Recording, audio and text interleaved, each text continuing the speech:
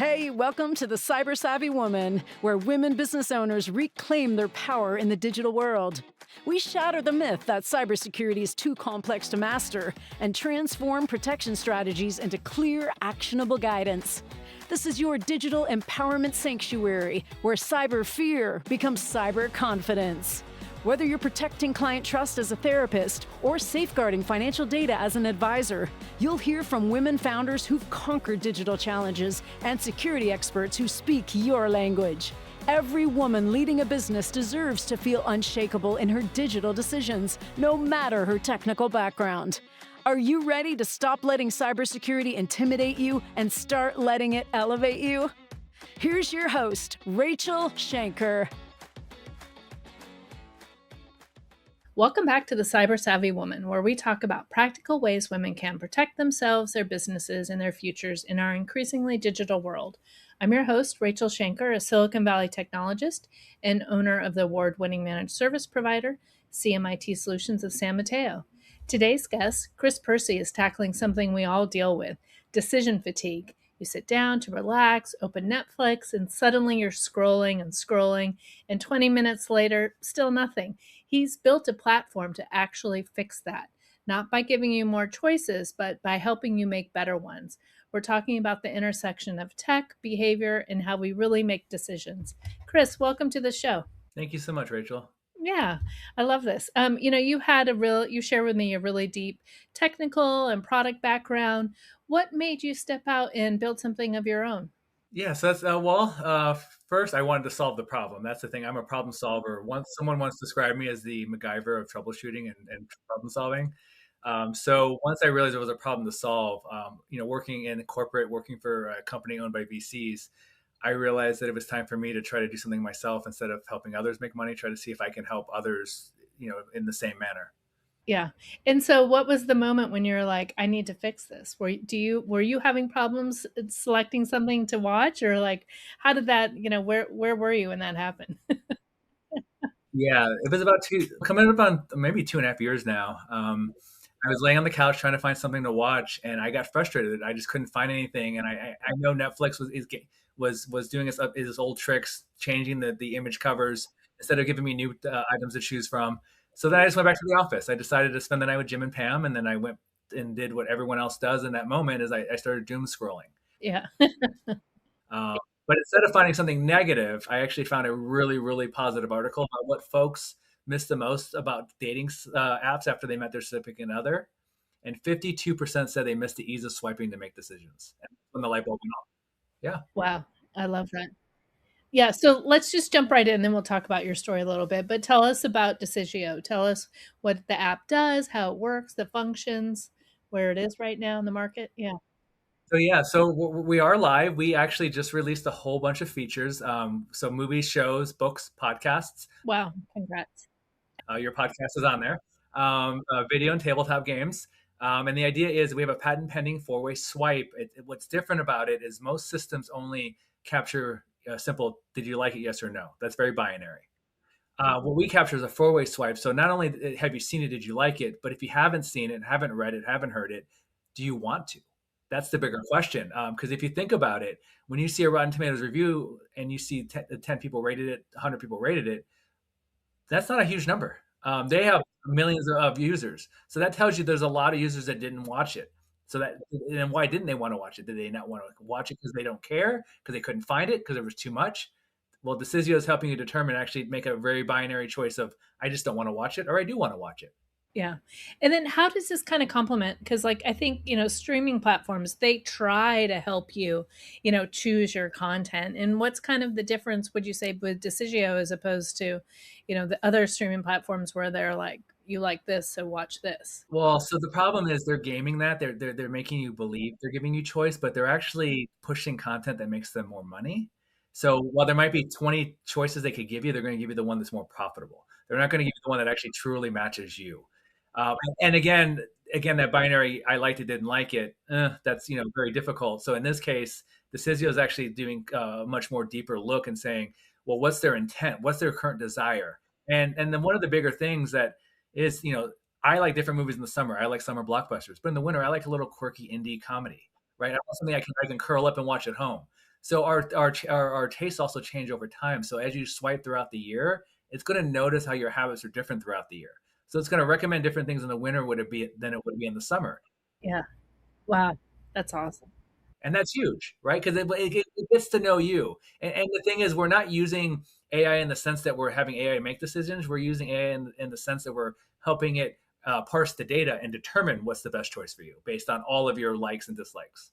Yeah, and I think if I recall correctly, your app also you can integrate with, you know, people in your household, your family, your friends. Like you can all kind of cross share what you're liking, so that kind of will help, you know, families or couples who maybe are struggling to pick something, right? Yeah. So, well, first on that, we got a review recently on the Google Play Store that said the Decisio is the third wheel on all of our date nights now. That's amazing. Congrats. Yeah. So what it does is you both have accounts, you both swipe, and when we talk about things we like, we don't go into too much detail with the movie we want to see, right? That's but when you're swiping, there might be things you both want to see. That's the first thing it looks at. So it uses both of your data, and then if there's not, then it looks for something that the common interest you might like. So it's going to give you 5 recommendations, and you can do up to 8 people. So you can do a movie night, you can do a book club, you can do a podcast club. Tabletop games. That's the new one. That's the fun one, where you can actually now, instead of fighting over which game to play, you can use the app to decide. So that's great. Wow. I love that. And then one of the cool things is we got rid of the cold start. There's no more cold start. So you can import your Goodreads, you can import your letterbox, but you can take a picture of your entire physical collection now, and it'll import all of that into Decisio.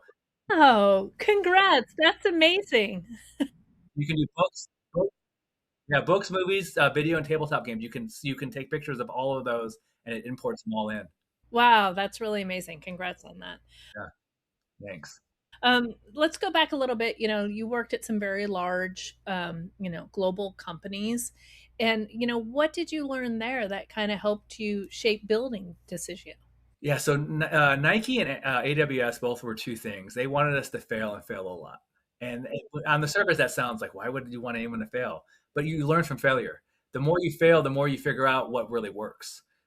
So that's one thing is I've been, since we've been doing this, I've been, doing everything and anything based on feedback.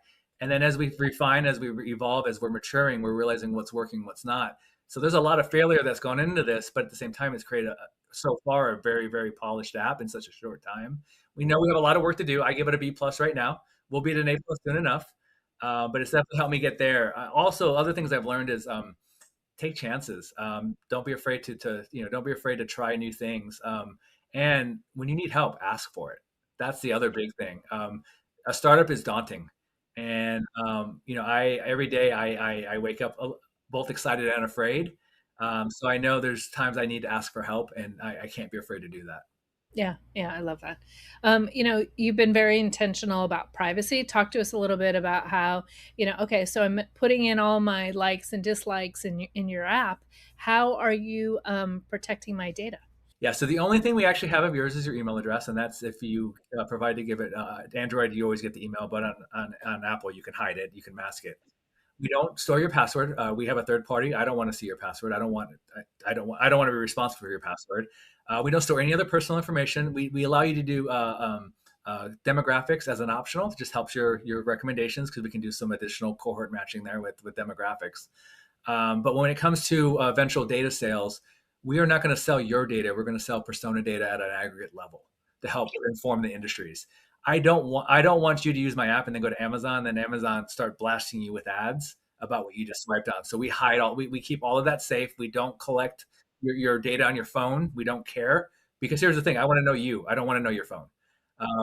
And we know you through the swipes, and that's enough. And we also don't have ads on our sites, so we don't need to collect it again because we're not going to inundate you with ads. I want this experience to be about you and you alone, or you and your group if it's a group setting.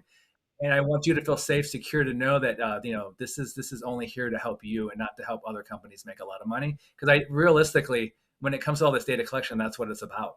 It's about profit, helping all the other companies make money. Where I'm here to help make your life more delightful. Yeah.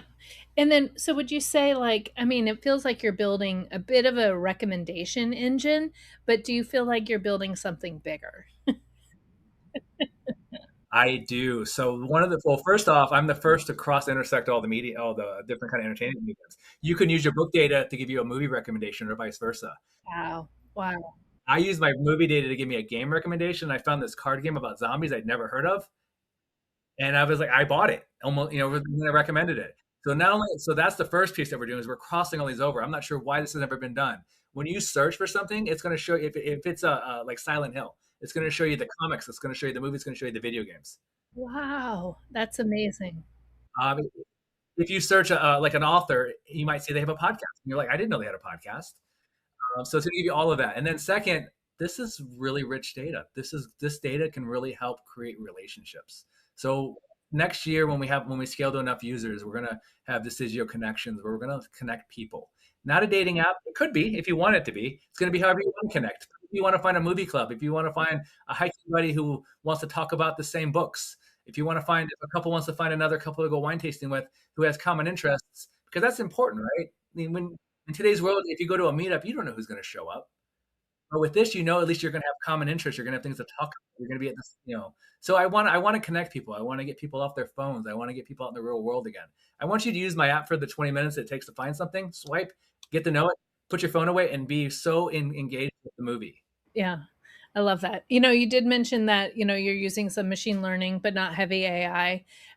Why that decision, or how are you able to kind of regulate how much your LLM is doing for you? Yeah. So, well, two reasons. One, I don't think AI is ready. AI is a first-year medical student, and the industry is asking it to perform open heart surgery, do the billing, clean up the OR room afterwards, and then go home and then and then pay the bills. It's not there yet. That's one thing. Two, then if we're using more high-end LLMs and AI out there, then your data is going to get out there. So I want to keep that compartmentalized as well. And two, and when it comes to machine learning, it's simple. It works. You don't need more. Now we did add it. We did add a small AI component recently for our advanced search. You can actually on the advanced search talk into the app and say, "I'm looking for Bruce Willis's Christmas movie," and it's going to say, "Oh, I think you're talking about Die Hard." Oh, wow. To make those jumps. Yeah. Yeah. So we did add that. So you can actually describe the movie. Yeah. So you can just so if you can't remember the movie, you can talk on your phone, describe it, and then it'll find it, it'll search it, it'll pull it up and ask if you want to, rate it or you've seen it or you want to watch it. But that's it. That's from the AI standpoint. That's all we're using. Yeah. You had shared with me before about how AI can get the streaming availability wrong, 40% of the time. How are you solving for that? So we are for movies, books, podcasts, and both versions of the games. We're using direct APIs to actual established databases who actually still use humans to curate their data. We have to pay a fee, but it's worth it. It's worth it because we know the data is accurate. I have not had a false positive with my data unless I forgot to refresh the data. Um, and when you look at that, like I think yesterday's refresh, there were 90 title swap outs between all of the platforms. For daily, it's not often, but as long as you're staying on top of it. But that's why the LLMs come out of date, because when you're looking at 90 to 100 a day over the course of 2 weeks, that's several thousand, right? That are now out of sync. So LLMs aren't staying in sync with that. So we're making sure that when you find a movie and it says it's on the service, it's on the service. Yeah. This it kind of sounds more like entertainment and like helping, but you help people make choices and make those connections and find new content. What is like the long-term vision? Is the long-term vision those meetups and like connecting to people? I mean, I feel like you're a step closer to that than last time we talked, but where do you see this in 3 to 5 years from now? I want to be on every TV. I want it to be the new version of the TV Guide. I want it to be TV Guide type app. I want it to be the go-to where there's one app to find all of your entertainment. I would eventually love to license music in some way, but that's a North Star because music's very established. If I can partner with a group like Tidal, who is the most ethical when it comes to paying their artists, that would be my preference. But I want to be the one-stop shop for all entertainment. I want the Rotten Tomatoes of the world who are gaming the system now. I honestly want to put them out of business. They're now owned by Fandango. Fandango's owned by Universal. It's an incestuous relationship that they are all forced now to profit. You can buy the Rotten Tomatoes logo now on your movie. Obsession had 30 reviews and they put the logo Rotten certified fresh on their commercials. And it wasn't? It wasn't? Well, they had 30 reviews before before it was released. Yeah, so I see, I see. Yes, I'm not sure. Yeah, it's so you can pay for good reviews now. I want people to have exactly. I want to get rid of that. That's not enough. Oh, no, it's like the blue check, right?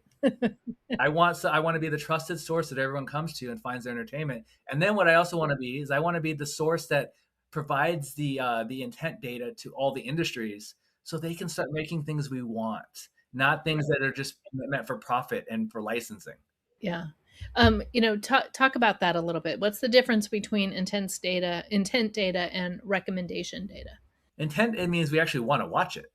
We if we have your intention, we know that we know that we know that that's what folks want. If you look at a there's in Portland, there's about 40 mom and pop bookshops. That's a lot, but Portland's a unique city is in itself. But the margin is so thin now, a bad month can put you out of business. If we can give you that intent, give them that intent data for a very small fee, they can now have a smarter inventory. They can keep things they know people want to buy. And one thing I'm even thinking about doing when we get to that the B2B side of this is I want them to be able to take a picture of the front of their store and then the app actually tell them, no, get rid of these books. These won't sell. There's people that have intention of buying these. These are the books you need to add in its place. That's where the high intent is right now. Because again, taste is one thing, but intent is going to tell us if someone's actually going to make the purchase, going to turn it on. Yeah, yeah, that makes sense. You've been very clear about this, keeping this in front, not having a paywall in front of you, why, or in front of Decisio. Why is that? Tell us why you're intent on that.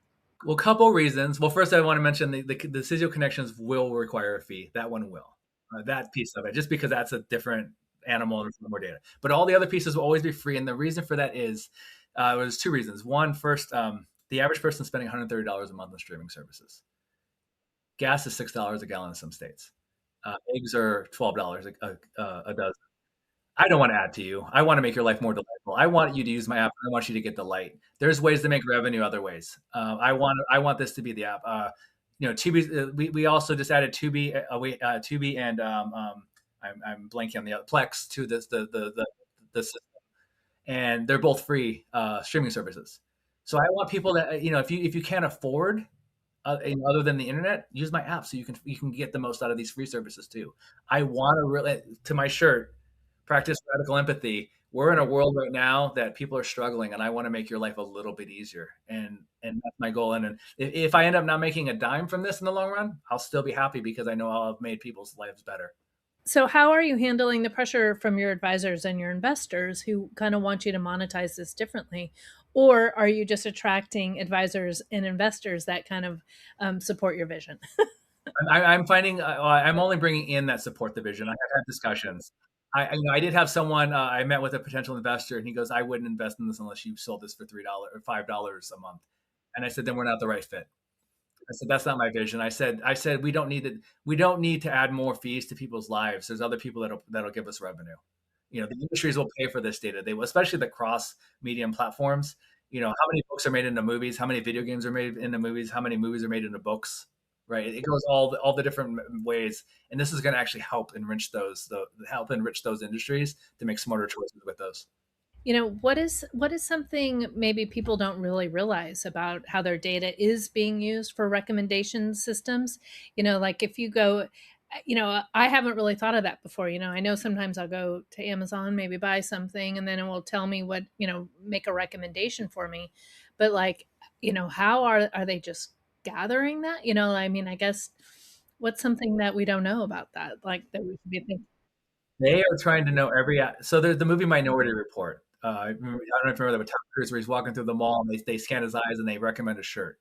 That's what they want to get to. They want to be every facet of life. They're telling you what to buy, and I feel like they're trying to cross. It's a very a gray area of they're trying to like give us enough choice, while at the same time tell us what we should be buying. And I feel like they're taking away our autonomy away from us instead of letting us truly be, let us, go to what we find delight in. That's the data collection is meant to help them make money. It's not meant to make our lives better. Right, right. And so when we're in the app, how many swipes up, down, left, right until the app starts to really know me, like as the end user, like how quickly will it be able to make recommendations for me? So the movie side is about 500. That sounds daunting, but you can do that you can do 500 in about an hour total over the course of a couple days, right? Books is less, is about 200. Podcast thankfully is really low, about 100. Video and tabletop games, we're still, since we just launched, we're still determining that, but we're feeling around 200 there. The problem with movies is movies can cross all platforms. When it comes to like books, people are really stuck in their genres, their one or two genres. So it's a little bit easier.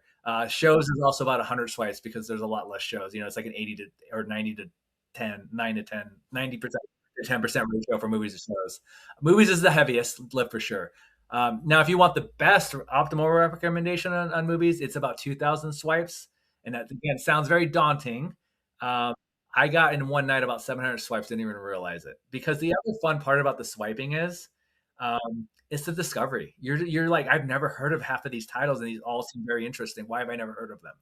Um, and then, of course, you can, again, if you want to import your Goodreads, your letterbox, or take your picture, that does help with that cold start feature. So if you have 100 DVDs, you're in good shape to start. Yeah. And so if you do the pictures, when you were mentioning how like we could take pictures of our actual DVDs, do you then like rate it, or is it, how does that work? Like, So when it loads them, it will default saying you like them all, but you can change them. Yeah. So by default, because we assume you're going to like the majority of the DVDs you purchased, we would hope, right? yes, okay, fair. All right. Well, I was thinking of the collection in the house, and I'm like, it's not all mine, but yeah, okay. But yeah, so you can definitely change the rating on some of them. And so it's just a little drop down, quick little click, 2 click system. Yeah, so if you have like 800 and you don't like 400 of them, it might be a little cumbersome. I hope you don't. Yeah. No, we're not there. We're not there. Yeah, but yeah, no, you can change the ratings, but we do default. But we also do a cool thing. There's a little checkbox that says add this to my collection. So you actually can actually store your entire physical collection on Decisio now. So you can actually catalog everything you own. Yeah. We just recently moved, and my husband was unpacking the DVDs, and he found multiple copies of the same movie. I'm like, yeah, well, it'd probably happen. Well, we haven't had a super like yet, but that sounds like he might super like those. Yeah, I don't know. Who knows what that was? Yeah. So tell me about the features that we should be looking for in the second half of 2026.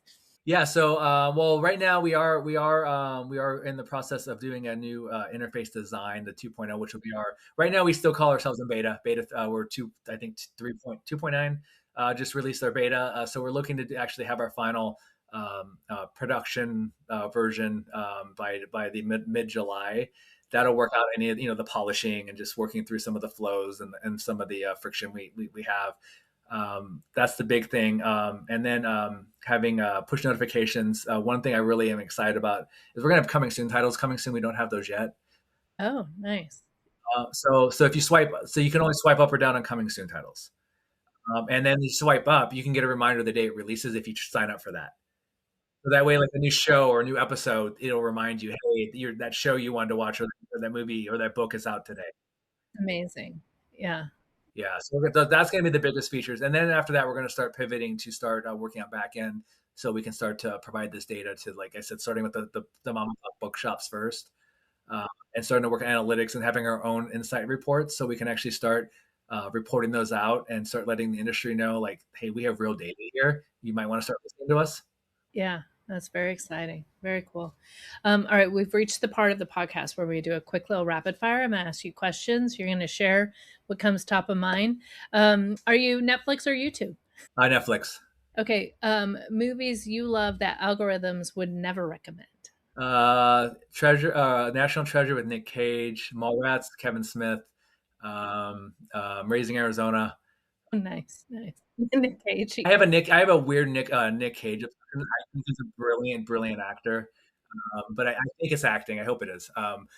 So pretty much anything he's in. Okay, fair. All right. A show everyone loves but you didn't care for. Oh, Game of Thrones. Oh, interesting. Do you pick quickly or do you overthink your decisions? I used to. Now I pick quickly because I have an app for that. Yeah. And what is your favorite hidden gem you've discovered recently? It's a show or a movie called Sisu. It's from Norway. Yes, yes, we saw them. Yeah, it was very good. Yes. And then I saw this, and then I found it, watched it, and then a week later the sequel came out conveniently. That was amazing. Yeah, yeah. Yes, yes, but not as good. The sequel was not as good. More over the top for sure. Yeah. Yeah. And what does being cyber savvy mean to you? Um, Being cyber savvy means knowing that there's a lot of risk out there, and knowing that you have to be extremely careful. It's the entire internet is the white van they warned us about in the 80s. True.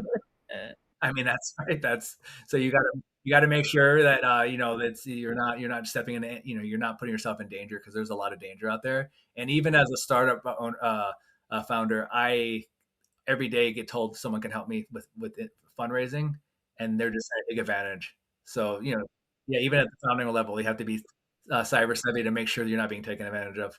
Oh, wow. Yeah. Chris, I love this conversation because it's such a reminder that technology should be about making our lives easier, not more overwhelming. And what I really appreciate is the intention behind what you're building, this idea of giving people back control instead of just feeding them more noise. Because at the end of the day, whether it's what we watch, what we read, or even what we connect with, it all comes down to making better decisions. Chris, thank you so much for coming. And to our listeners, please check out our show notes so you can find out how you can download Decisio. Even though I know it's in Google Play Store and Apple, you'll find it out there. Chris, thank you so much. I really appreciate your time. All right. Yeah. Thank you so much. It was a pleasure. The Cyber Savvy Woman podcast requires more than a conversation. It takes action, research, and collective wisdom. If today's episode resonated with you, we'd love to hear your insights. Join the conversation and help us shape the future together. We'll be back with more stories, strategies, and real-world solutions that are making a difference for everyone. In the meantime, be sure to subscribe, rate, write a review, and share it with someone you think would benefit from it too. Hey, thanks for listening, and see you on the next episode.